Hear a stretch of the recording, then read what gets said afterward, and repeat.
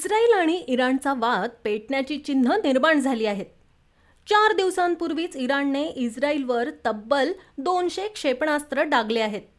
त्यानंतर इस्रायल पंतप्रधान Benjamin Netanyahu यांनी आम्ही सोडणार नाही, जोरदार उत्तर देऊ अशी घोषणा केली आहे. त्यानुसार इस्रायलने आपली कारवाई सुरू केली आहे. इस्रायलने शुक्रवारी इराणच्या अनेक शहरांवर क्षेपणास्त्र आणि ड्रोन हल्ले केले आहेत. तसेच इराणच्या आण्विक केंद्रावरही क्षेपणास्त्र पडल्याचे बोललं जात आहे. इराणच्या आण्विक साईटवर 3 क्षेपणास्त्र पडल्याचं वृत्त आहे. दरम्यान इराणच्या इस्लामिक रिव्होल्युशनरी गार्ड कॉर्प्स आपल्या सर्व लष्करी तळांना हाय अलर्ट ठेवला आहे.